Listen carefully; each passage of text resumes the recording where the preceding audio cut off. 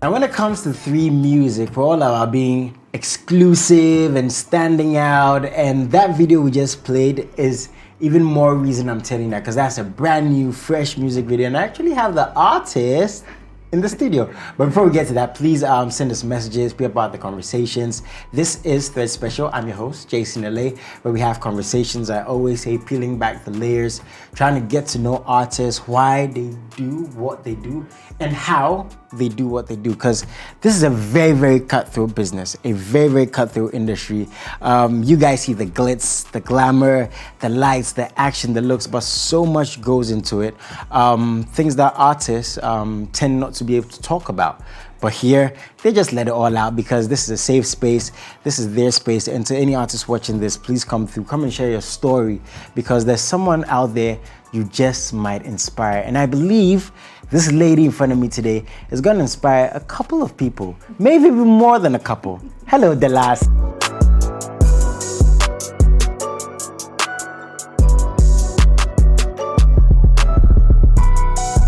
Hi, nice to see you. I'm very happy to have you here. I'm happy to be here, of course. Because I see a music video, I see all the swag and the flair. What's that song called, please? Bouncy. Bouncy. It's actually really new, like very fresh. Yes, very fresh. It's on my current EP that is out. Okay. Yeah.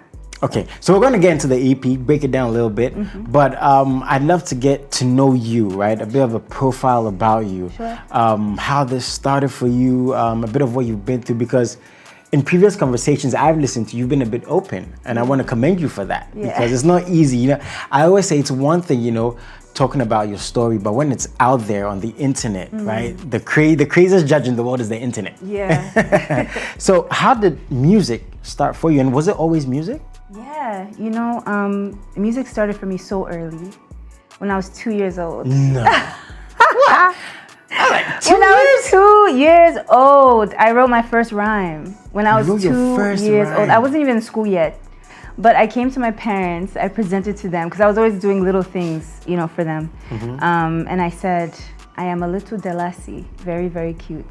And sometimes when my mom gets mad, she really wants to shoot. Wow. Wait, do you remember like that? Because I know there's a few people who can remember their childhoods and stuff. Or did they tell you that you did this? I remember it. I remember it because they made such a big deal out of it. Like they put me into nursery school directly after this. Because they were like, she's not even in creche or anything. Yeah, like you're 2. And yeah. Well, I have my sisters, we have like a big age gap. It's like 6 and 9 years. Okay. So I was very influenced and inspired by them. And I think that's why I was so advanced, because my siblings were so advanced. I was picking things up, you know, quickly. So you are the youngest of your siblings. Yeah. Are you the only one in music? Yeah. Wow. Yeah. Okay, we're going to get to how the family did or did not react, you know, whether you took it calmly or not. So you go into nursery, you write these rhymes. Yes. I'm assuming, I'm quite sure as you're growing up, you're hearing music and this is inspiring your dream even more, right? Yeah, absolutely, absolutely. I grew up listening to all the great, like, you know, golden era, they call it, hip hop artists like Wu-Tang and, you know, Tupac and Jay-Z and Nas and Biggie. No, I heard Tupac. I'm okay. I think your interview is good. I heard Tupac. Okay, we shut it down. Yeah, I'm good. That's Tupac. Wow, but that's it builds your ear, so to speak, right? Absolutely. Yeah, absolutely. And then I also grew up in the church. I was one of those kids who went to church like 3 times a week. I would go to Bible study on Wednesday, and then Saturday's choir practice, and then Sunday the actual, you know, day, the big day. So I spent a lot of my childhood in the church, and I sang as an alto. So I had like some kind of formal training. And then in school, I also sang in the school chorus, and I was an alto as well. And I took piano lessons. Wow. So I played classic piano like Mozart, Beethoven, Chopin, like all of those big classical. Yeah, so it wasn't like pop music and R&B, none of that. It was like very strict like music theory stuff. So because I had that kind of training, I have a really like sharp ear for like harmonizing. And so when people ask me who sings on your records, I sing on all my records. I do all the melodies and all the chord progressions because I have that kind of training. One thing I got from what you just said is you were serious about this. This wasn't, you know, I'm just doing this in the like extracurricular activities. And the family, you know, they were supportive of this, I'm assuming. Were they? Well, my parents were supportive of the piano because, well, that's a good story. So I'll tell you the story. So I was about 6 years old, and I went to a party and I saw a piano in front of me for the first time. I'd never seen one like in person. So I just started playing around with it. And I guess I was thinking about commercials and things I'd heard on TV and trying to like recreate them. So I was there for a couple hours, you know, on this thing. And this woman went to my mother like, wow, how long has your daughter been playing, you know, the piano? She's good. And my mom's like, what? My daughter doesn't play the piano. Piano in the house. So she quietly brought her into the room. They didn't say anything. They just stood there to watch. And my mom was like, oh my goodness. Like she's playing. Yeah. So that Christmas, they bought me like one of those Casio keyboards, like a big one, just to see what I would do, like if I would be serious. Because it's an investment to put your child into piano lessons and eventually get a piano. Okay. But then 2 years later, when they saw I was really consistent and, you know, teaching myself stuff, they actually put me into piano lessons. Okay. So from age 8 to 17, I was taking piano lessons, and they bought a piano. So we had like an upright piano in the home and everything. And that was a huge investment because those pianos cost a lot of money. Yeah, they do. So they were serious about that. But then later on, when it came to like my music career, like being professional, like rapping and stuff, they were not. No, they were not with that at first. It took them years to turn around. Do you think it's because of the type of music, so to speak? Because I'm assuming if you're in an orchestra playing a piano, and again, this is parents see things how they see it, right? If they hear you want to rap, like, because rap is like a culture, right? Again, I grew up heavy on Tupac and 50 Cent. Yes. So imagine like, I got mama, like 50 Cent is my guy. And these rappers represent what they went through. It doesn't mean they're bad people, right? But some of them went through violence. So they're telling their story through art. Sure, yeah. And how a parent see it again is how they see it. So do you think it's because of the route you took in terms of the music you wanted to make? Or was it just the fact that you wanted to make music? Yeah, I kind of think they would have been kind of trepidatious either way. I think they encouraged the piano because they thought this is character building, this is discipline, you know, it keeps her out of trouble and it keeps her focused on something. And it makes her like a more cultured person, like she's more diverse. Yeah. This will help her in the business world, this will help her in university. Like they were thinking in those terms. Okay. But I don't think they ever considered me actually being a musician as a career, like period. Yeah. They always wanted me to do law because I'm a writer. So as you know, I'm a writer and I love to debate. I was on the debate team in high school, so I love to debate. And so I'm naturally good at those things. So they come from that school of thought where doctors and lawyers are the only kind of successful professions that you should pursue. Don't all our parents, right? Right, yeah. So they were actually very, very disappointed when I didn't go to law school after uni. They were very, very disappointed. I mean, disappointed is a heavy word, it's a heavy term in terms of the fact that I'm sure you love your parents, right? You want to make them proud. Yes. At the same time, you have your dreams. Yes. Very fine line. Yes. What were some of the examples, or how did these disappointments manifest? Was it in conversation? Why are you doing this? You're letting us down. Like, how did this, and how did you take it to? Yeah, like my parents were basically like, we're not going to support you if you don't make this choice. So they weren't really giving me that many options. They were like, either go to law school and we will, you know, support you with that, or you're on your own. So I chose to be on my own, which was really scary. Wow. And at first, see, this is why I relate to Shatta Wale. This is why I really like Shatta, because his story and my story are similar, and it's a very unique story. It's not often that people have the experience of coming from privilege and then going into like a world of poverty or a world of like the ghetto, so to speak, you know? Yeah. But that's how it was, because my parents thought I was stubborn, and they thought, let her go out into the real world, and when she sees how much she struggles, she will do as we say. And I never did. I chose to struggle and live in the hood and go through circumstances that were, you know, sometimes scary and, you know, a little sketchy, you know? I mean, I was living in Harlem, 129th Street between 5th and Lenox. If you look up that particular street, is very notorious for like a lot of like drugs and like gang violence and stuff. And I lived there for a couple years, and in the Bronx and in Washington Heights. All these parts of New York are hard, tough, you know? But I knew that I had some level of street smarts and intelligence, and I'm just an authentic person. it doesn't matter where you go in the world, you know, authenticity always wins. As long as you're not pretending to be something you're not, people will embrace you no matter where they're from. So even though I was in the middle of the hood, this privileged girl that went to this, you know, elite, you know, university and these elite schools, I got to travel at a young age and I had all these privileges. I was still cool with, like, you know, everybody around, because they're just like, yeah, man, that's D, she's cool, she's cool. Are you know? just like naturally tough?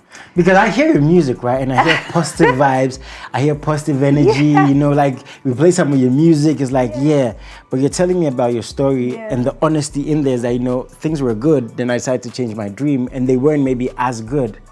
Again, this is because you're just strong, or you just don't want to put that in the music yet? Yeah, like I kind of struggle with vulnerability, I think. And music more to me is an escape from certain vulnerabilities, also a way to connect with people in a positive way. I want to touch people positively, but I think as my journey continues, I'm starting to become slowly more vulnerable. Like my parents told me when I was 5, they took me to a behavioral therapist because they used to spank me and I wouldn't react, and they thought there was something wrong because they're like, you know, like, why isn't she reacting? Like if she does something wrong and then we might spank her, then she'll just look at us, like won't say anything. But what they didn't know is when they would send me off to my room to punish me, I would bury my head like into the mattress and with a pillow over my head, and then I would cry. I wouldn't want anyone to see. So you had your ways of dealing with it. Yes, and they did not know this. So they thought there's something wrong with her. So they took me to this doctor, they gave me all these tests, and the doctor was like, there's nothing wrong with your kid. She's fine. She's not like autistic or anything behavioral is wrong. But maybe as she grows, she'll be more expressive. Maybe that's just it. But she's reacted to everything very normally. So from a very young age, I struggled with vulnerability. Are you more expressive now? Are you more vulnerable now? Yes, actually, and we'll definitely talk about that later after we talk about that tragedy that happened to me a few years ago. But that definitely taught me how to be more vulnerable. Emotionally, in terms of how you felt about your parents, because I remember I was speaking to, you know, Jamaica not too long ago, and he had a similar story, and I asked him this, and it's like, did he, or does he understand now that from their perspective, it was from a place of love? Because your parents didn't want you to fail. They thought this was, you know, the way for you to be happy and successful. The measures might have been extreme, but it was their reaction to supposedly your action. So when you sit back and look now, how do you see from their eyes? Are you sort of understanding? Are you still mad at the situation? No, you know, I was never truly mad at them, even then, like going through it, because I know my parents both came from very humble beginnings, and they both worked extremely hard to get to a better place in life. So I think one of their biggest fears is that their children has to live in, you know, what they've lived through. They didn't want us to experience that. So they just thought, why does she insist on wanting to experience that? It's not that I wanted to, but I knew that this was the only way I was going to be able to do what I wanted to do, you know, to go out on my own and just, you know, survive however I could, and, you know, just do what I If you care to share, what's the relationship like now? Oh, good. I mean, you know, I live with my parents actually, so it's nice. Cool. That's nice. But they actually left the States when I was 17 and moved abroad. So all the time when I was in uni and out, I was on my own pretty much.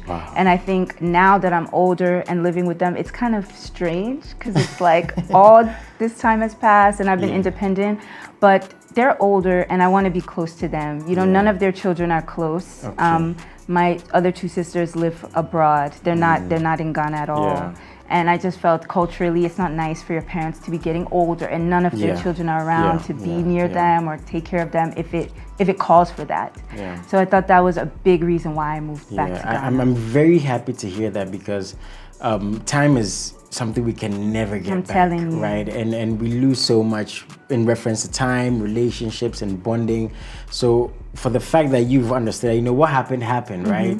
They're still family. I'm very, very happy to hear that, especially if you're watching this and you've dealt with loss, you know, you're like, oh, what if? Because these are things we can never get back. I think what you went through, but this you and your parents now is something you're going to cherish for the rest of your life. Yes, absolutely. Like it's going to be so exciting for you, you know, to have these memories now.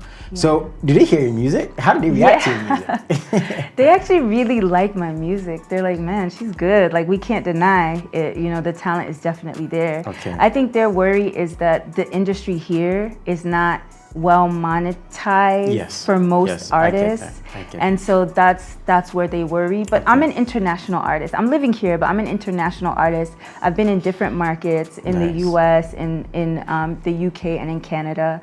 And so I see myself as that. I have a very global vision to how I'm strategizing my career. That's awesome. Yeah. Now we're going to get to your EP in a bit, but briefly, I just want you to touch on a tragedy you went through a couple of years ago. Yeah. Unfortunately, you lost your partner to COVID. And I'm assuming it's not the easiest thing to talk about, even for the first time for you to come out and talk about it. First of all, why was it important for you to share that story? Yeah, so, you know, quite a few people dealt with tragedy during that time. And I just felt like we didn't really hear the stories, like on a personal level. I felt like this is kind of bringing that energy to people, whoever would listen, because the numbers and the deaths were so statistical, you know, like 1 million people die in Italy, and you know, everything was just all numbers, and there were not a lot of like faces and names and stories to all of that loss. So I felt like, yeah, it's important to speak to this, but also, you know, there's two ways you can handle life. You can let something that's tragic become you, and that becomes who you are, or you can use that to alchemize it into something more powerful. And I think that's what I did in my situation. So I want to inspire other people and hope that will inspire them to do the same thing. Wow. So, apart from being sad, how did you find strength? Because that's something, loss can like make you strong, right? It's not the easiest point to get to. It might take some time. Everybody's time is different. But how did you find strength? I think I dove really deep into my spiritual journey. I was already on a spiritual journey before the incident, but then after, because I was so close to, I don't want to use the S word, but I did reach a point where I said, you know, God, I am so miserable, I am so depressed and hopeless that if you want to take me, you can. Like, I wouldn't do anything to myself to make that happen, but if you think, you know, if you're ready to take me, I'm ready to go. Wow. And it was very, very dark. So I decided that I was going to look to God for my strength, look to prayer for strength, and also heal, because I had other problems, like the vulnerability thing. I had other problems that I hadn't dealt with, that I thought, if I'm in all of this grief, let me just deal with everything. Let me just heal everything, you know, like let's work on everything. So it actually took like a 3-year like grief period, because I was working on everything. And I think in terms of vulnerability, my partner didn't know how much I loved him before he died. I never said like the words in the way that I felt it, because I felt like, this is corny, or I'm being so dramatic, or maybe it's too soon to speak on. And to this day, I regret that so deeply. And knowing how fragile life is and how short time can be, because we are all on borrowed time. We don't know when our last day is going to be. I kind of see it like this. Our lives are like a bucket or a cup, you know, of different sizes. And every day is like a dropper, and we just drop a little water into that container. And we don't know how big that container is, so we don't know how full or how not full it is. We just have to live as if, you know, our cup can be full at any time. And that's how you have to live. You have to pursue things with passion. You have to love with passion. You have to be intentional about everything that you do. Your relationships, your career, your spirituality, everything has to have a purpose, because you want to have a life that was worth living, you know, before you leave. And I think him leaving without me expressing myself fully is, I'm not a person who has regrets. I'm a very like adventurous person, but that was probably one of the only regrets in life that I've had, and I cannot erase it. Like, it's always going to be there. And so I try to encourage people, like, you know, try not to be afraid of vulnerability because it's not a weakness, it's strength. I used to think it was weak to be so emotional, and it's actually strong to be that way. You know, so I learned from him. So now I'm very open with my feelings, and I'm very, you know, I try to be vulnerable when it calls for that, because I now see the value. Thank you for sharing this. Again, I don't think it's easy. I don't think it gets easier the more you talk about it, but you find strength, you know, in talking about it. And absolutely. I don't know if you also know this, but you're inspiring more people than you might even care to think about. The people who are going through things, maybe not the same thing, but they're down and out. It's like they don't know what to do. So maybe through this, they might find avenues or find strength in your story. So just a big thank you. We appreciate you for that. And we know you're going to do even bigger things with that strength. So new music. Now, genre of music, rapper, singer. What's the focus? I call it Afrofusion. Okay, you know? I mean, that could be a part of a lot of things. It can. I mean, Burna Boy made it popular with Last Last. But I was doing this before Last Last came into you know, the situation. I think when I was still in New York, I was doing straight hip hop, like straight New York hip hop. Like dropping bars, like haters, stay away. And when I came to learn about R2Bs, shout out Wale, Stonebwoy, and everything that was happening in Ghana that was so exciting, I was like, man, I want to express my culture, and I'm not expressing it like, yes, New York is my culture, but Ghana even more so. Like, the blood that is in these veins is not American. This is Ghanaian, you know, Ewe and Ashanti blood. And I'm not expressing that fully, you know, through my sound. So a friend introduced me to Reggie Rockstone. And when Reggie heard me rapping, he's like, who is this girl? Like, yes, I need to meet this girl. And so we met. Wow, that's big. And yes. Now, we're just gonna just slide over that. You see, that's huge. He's like the big dog. And he's my mentor. So I always go to him for advice, or, you know, if I'm unsure about something, you know, or I want some feedback on something, like, hey, what do you think of this kind of thing? But he kind of helped to guide me into that space where I can express both of my cultural influences in a more balanced way. Wow, that's really, really cool. Okay, so now you're making this music, but what's the focus right now, though? Because I'm sure, even though there's what you love to do, you study the markets a bit, you know. Did you do that at all? You know, the sound that's out there. Okay, so is it more rapping now, more singing, more melody? It's definitely more rap than melody. Okay, definitely more rap than melody. But you can do things on like African beats and drums and the snares and everything. Okay, that's really, really cool. Because we're talking off air, before we get to the new music, very quickly about female rappers and female singers. And I think that was an interesting thing you brought up, you know? What do you think about the response to female rappers in Africa is right now? Do you think you guys deserve more of a platform? Yeah, man, I definitely do. Like, there's a lot of girls who rap in Africa, you know, but they don't get platformed or invested in, or the opportunities that, you know, a lot of the singers do. Like, we don't have like a Tiwa Savage of, you know, African rap. Like that rap, just, you know, it just doesn't exist. And it should, because there's a lot of artists that have been really incredible, like Eno Baroni, for instance. I've been following her entire career. She's been out for almost a decade, and she's incredible. I mean, she's really, really dope. And there's a lot of girls like Easy, like Tiffany, who I love. I'd love to see her come back to music. Feli Nuna, and I mean, there's a bunch of girls, Sister Afia. There's a bunch of girls that rap and do and can rap, and they just don't get the same vehicle of opportunity that, you know, the girls that sing do. And, you know, women artists in general are very oppressed. Like, I don't want to make it seem like the singers are getting all these things.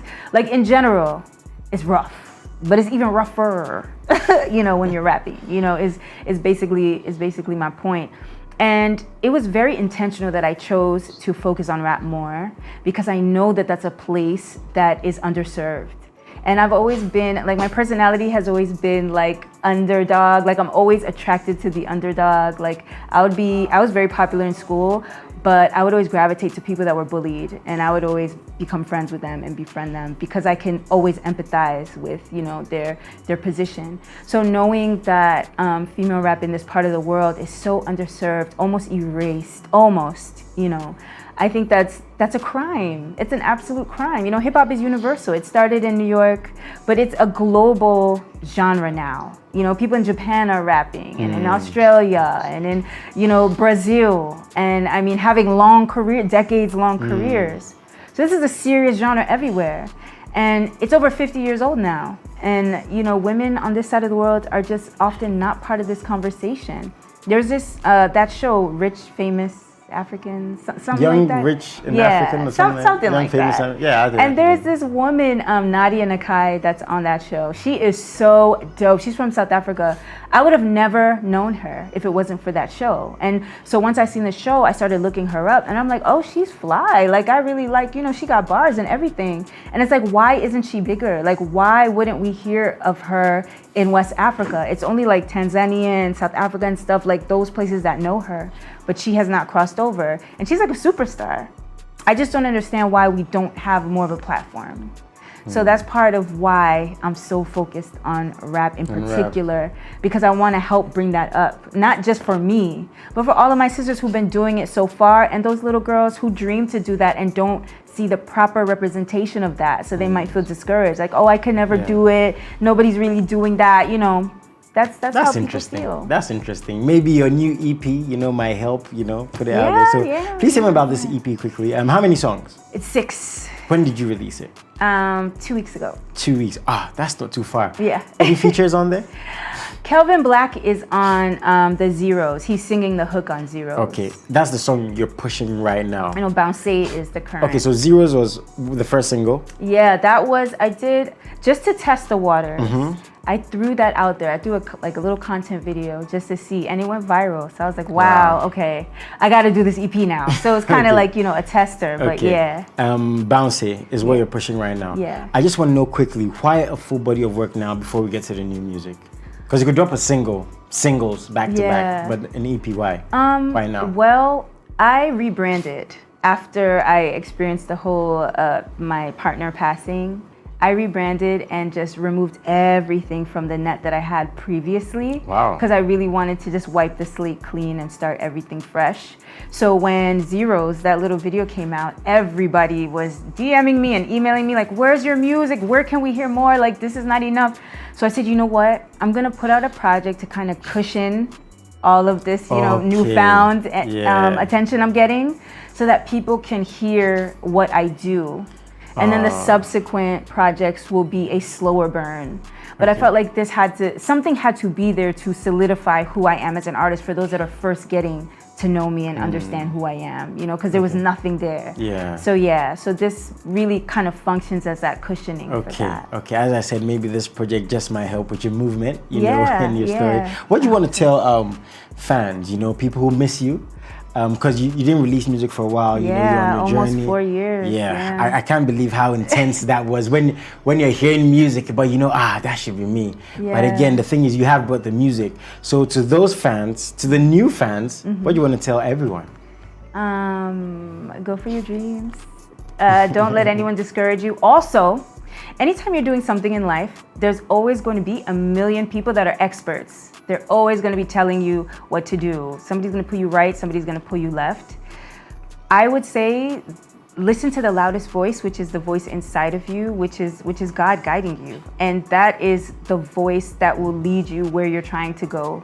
As hard as that can be sometimes, you know, people you respect and people you look up to might, you know, try to force their opinions on you, but just push out the noise. I mean, hold on to the good criticism that can help you, but don't let something ruin your vision, because if you're easily swayed and influenced, you will never get where you're trying to go. You always veer off your path. So just stay focused and stay prayerful. Dellasie, thank you so much for sharing your story. It's been amazing. Thank you for having me. We appreciate you. We're going to support you. This is your home. Yeah. You have to come here some more. You have to bring the music. You have to bring the music. I always say, and I never take this for granted, I'm so blessed to be in the position I'm in because I hear this firsthand. And the questions I ask are things I actually really want to know. Yes. And I have an audience who feel the same. So it's usually very open and very honest. And that's what I got from you. And that's what I think your fans get from you. Open and honest. Yeah, I know it's for going to speak through the music. Yes. I can't wait to see you on the biggest platform doing your thing, dropping bars. So that's been Dellasie. Your music is on all platforms, right? The It EP is on all everywhere, yes. Please find it, please buy it, please support her. That's the most important thing, you know, when it comes to, you know, the artists and the music they make, because it's one whole ecosystem. That's how we get the videos, you know, the performances, the pyrotechnics, and everything we love to see. Yes. Guys, this has been Thread Special with the lovely Dellasie. I'm your host, Jason LA. More coming very, very soon. Have a good one.